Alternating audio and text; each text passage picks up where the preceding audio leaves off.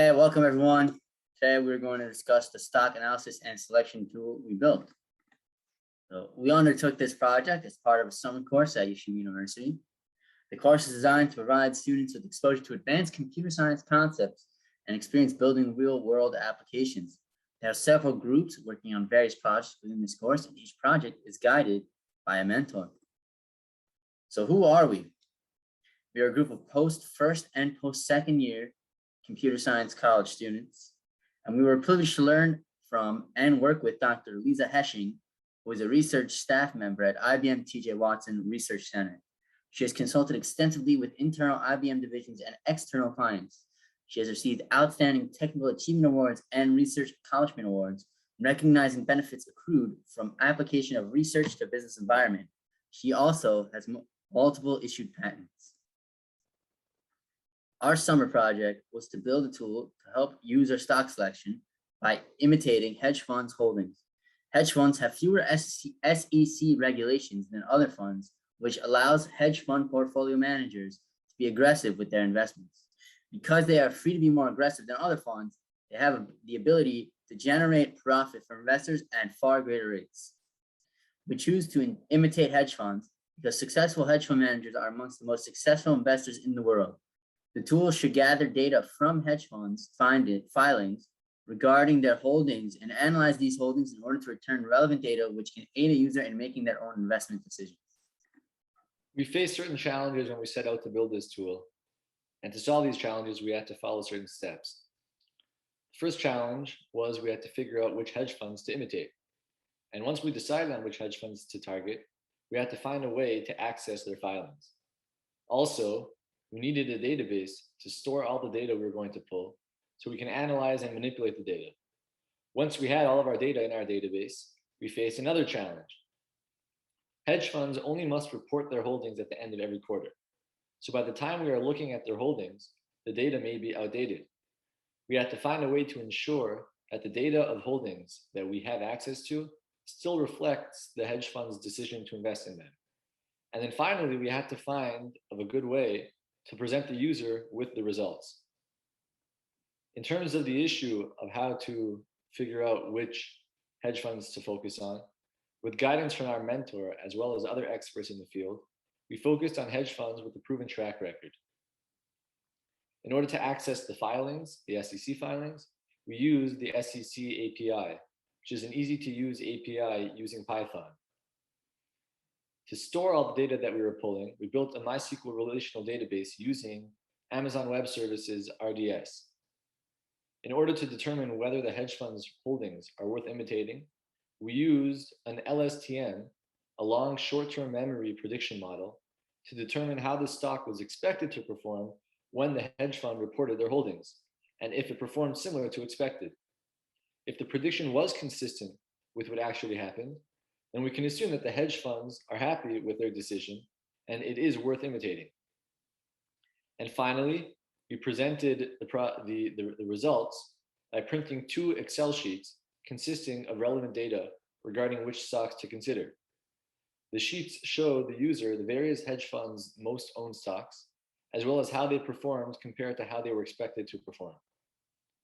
We will now be demonstrating a demo of how to build and deploy our project. Okay, so we're going to begin the demo of the stock analysis tool. So the first step is to open your command line and navigate to whichever directory you want to work in. So for me, I like to work in desktop, so I'm going to navigate to my desktop. And I'm going to clone the Git repository, which is done through this command.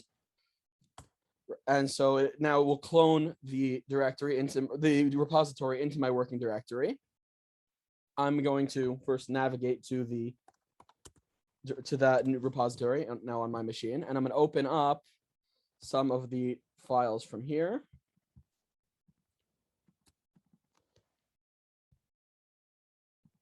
And now we are going to, I'll open one more here, and we're going to install the required libraries that are necessary to have on your machine so as to have the code all run. So we're going to copy this command here from the README file, and we're going to run it in the in your command line.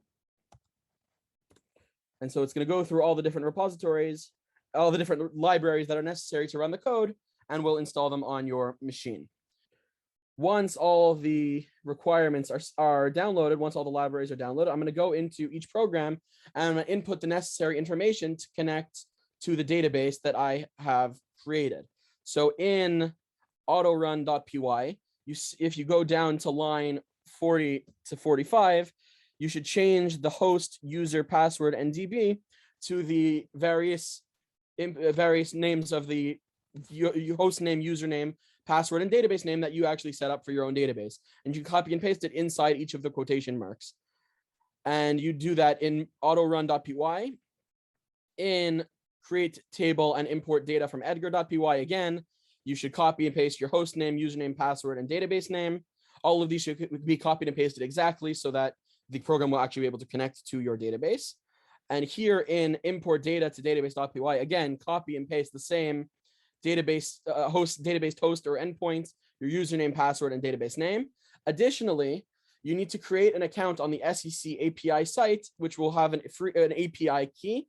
And you should copy and paste that API key into the quotation marks over here. And that will allow you to actually download the 13F filings from Edgar. Now, in demo run.py, again, you should input your database information, the host, username, password, and database name. And in stock analysis tool, there's nothing that needs to be changed. Once you've set up all that database information and inputted your query API, we are ready to run the program. So go back to your terminal or your command line. Okay, so now that we have finished with all our requirements, we can start running our actual code, which is very exciting. So we are going to type in Python 3 and then the name of our tool, which is the stock analysis tool. .py and press enter. Okay, so we're given two options here. The first one is demo, the second one is auto. We're going to be typing in demo because we're running a demo here, but if you wanted to run all the code automatically, then you could just type in auto and press enter. We're doing demo, so we're going to type in demo and press enter. Okay, so we are ready to connect to the database. You can type in yes. Okay, so in this particular situation, we are assuming that we have not yet created the table yet. So we're going to go through this flow for a little bit. We have already created a database, which we'll show you because it takes a significant amount of time in order to pull all the information from Edgar, which is the SEC IP, which is the organization that we use the SEC, the API from the SEC, which has all these 13F filings from all these funds, and there's over 300,000 lines and rows of information. So we'll start with typing no, so that we're going to go through the process of creating a new one. So press enter. Okay, so now we've started, and this is going to take a little while. Okay, great. So now that we've shown that it has started with one of the funds and it'll start continuing going through the rest of them, we are going to put a semicolon here, and then we're going to actually open up the MySQL Workbench, which you can download optionally on your own. It's in the README. And the query that you can put in is select star from your database name dot your table name. So this is the names that we used. And if you see at the bottom, there are 226,606 rows returned, and this is all the fund information. So if you start scrolling down, you'll see that it's organized by its CIK, which is the identification for the hedge fund, as well as the filing date, which is the date that it was sent in. That is the creation of the part component that we can stop. Okay, so now the table has been confirmed that it's created and populated with all the information. So we're now going to press enter to continue.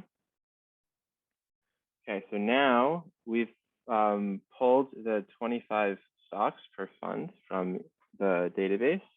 And each of them are going to have the column values of their value in dollar There's CIK, which is the way to identify the fund, the QSIP, which is a way to identify the stock, the name of issuer, so that people like us can look at a stock name and recognize it, the date of its filing, the name of the fund, and the last column is the amount of shares that were bought and sold of the stock between the most recent quarter and the previous quarter by each fund. So now we're going to continue. We're going to press enter. So now we're about to run the formula that's going to make an average top 25. That's average over all the funds. So the way that we ranked, the way that the formula works is that if the ranking of the stock is in the top 5 of a fund, then we give it 5 points. If it's from 6 to 10, then we give it 4 points, on and on and on. Then from 20 to 25, we give it 1 point, and then we run through all the stocks, and then we divide by the total number of hedge funds, and then that gives us an average ranking score, and then we sort that in order of its ranking score. So that will be our final list that we're going to start running our model from. So we can press enter to continue. So now we have our list of the top 25 stocks averaged over all of them. What we're going to do with these top 25 stocks is we're going to run an LSTM, or long short-term memory prediction, on all of them. So as to, we want to have a picture into what the hedge fund was thinking when they chose to own each position at the end of the quarter.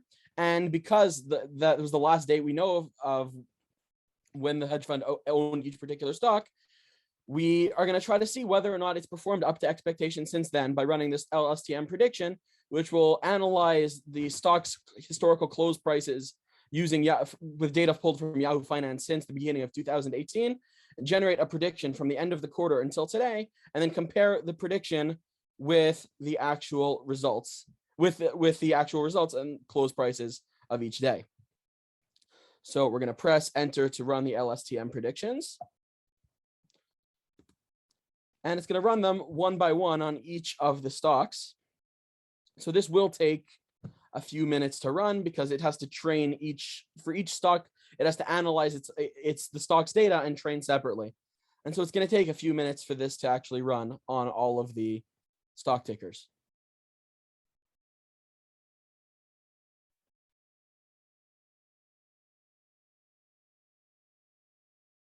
So now that the LSTM has completed, it's going to the program is going to write all of the data into 2 tables in an Excel spreadsheet that is downloaded to the directory in which you ran the program. So, right, the program tells you to check your working directory for the stock analysis results spreadsheet. So if we go to the folder, you can see the spreadsheet is right here. So we can open it up and see what data the code gives back. So first of all, we have each hedge fund's top 25 stocks. Basically, the stocks of which they own the most in terms of how much money did they spend on each stock, and it's ranked within each hedge fund. So here's the stock that Maverick owned the most. Here's the name of the stock and its QSIP number, which is the identifier for every stock in the United States. Here's the date the form was filed on which which 13F form filing date was this the most owned stock in. Here's the CIK for the hedge fund. That's the hedge fund's identifier, which again will be identical across. When you have one fund, you'll have one CIK and a whole bunch of different stocks here. Here is the change of how much of the value has gone up or down since the last quarter. How much more is owned since last quarter. And again, the ranking within the fund. This is the stock number 1 of Maverick, and here's number 11, and so on and so forth. And so this is for all of the funds that we chose to use in our program. You scroll all the way down. Now, if you go to this second table, top 25 average over all funds, this generates a table based on the rankings that we generated, essentially scoring each stock based on where they rank in a particular fund's top 25.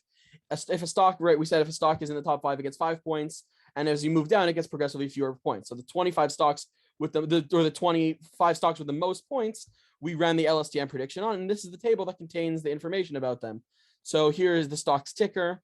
Here is the difference between prediction and the actual results from the end of the quarter until today. So this is basically calculated by taking the actual results and the predicted results and subtracting them, and then finding the percent, what percent it was off from the actual results.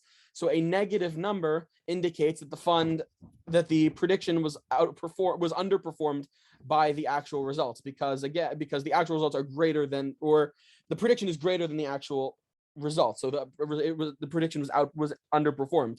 So a slight negative means it was a little bit under what was expected by the LSTM model, and a positive number would mean it actually performed better than was predicted. The closer to zero, the closer it is to the actual prediction. Now here is the actual stock price of the date of filing, right? The stock price whenever the funds filed their 13F form, right? What the end of the quarter was, that will be the stock price on that particular day, and here's what the price is now. And here is the change in price, and by what percentage did the price change between the end of the quarter and today. So that is the data returned to the user. A couple things we wanted as we had ideas to improve for the future of the project, to continue developing it, is that this LSTM model is only able to generate predictions when it has data to which it can be compared. It relies on this data to actually in the prediction model. What would be an extra feature to give a user future stock predictions, so they can have some guess as to where the stock will be headed in the future based on our model. And so being able to add that would be another helpful feature for a user. Additionally, another potential feature is to allow the user of the program to actually choose their own funds. Instead of having a pre-written list of funds, they could actually input their own fund CIK numbers and choose which funds are given consideration here. Now, I think what everyone in the group gained from the project is first and foremost the ability to develop a big software project in a group. As students, we don't get so much opportunity to work on team projects, and so I think this was a very valuable opportunity to learn how to divide up a project, have different people coordinating different parts of the project, and really putting together a real system with real world applications. Additionally, it gave us the opportunity to teach ourselves about some programming concepts that we've never really seen. For example, using SQL and working with databases and also working with LSTM models. These are all things we had to research on our own. We had never had experience using those before, and got to have the opportunity to research them and use them and practice working with them on this project. I'll speak a little bit about the skills that I saw that the team picked up over the summer. The first relates to the ability to team effectively. And I saw that over the summer, the team learned how to team and to work very well together as a team, which is really a very important skill, especially as people move into the workforce. And the group really learned how to team well and to work well together as a team. As it relates to the project itself, at the beginning of the summer, the students really didn't know much about hedge funds, didn't know SQL, and didn't know much about predictive models, or hadn't used predictive models before. And by the end of the summer, they were working independently in SQL, creating tables, importing data, querying the database, as well as evaluating different predictive models and building predictive models. So there was really tremendous growth over the summer, and it was very impressive.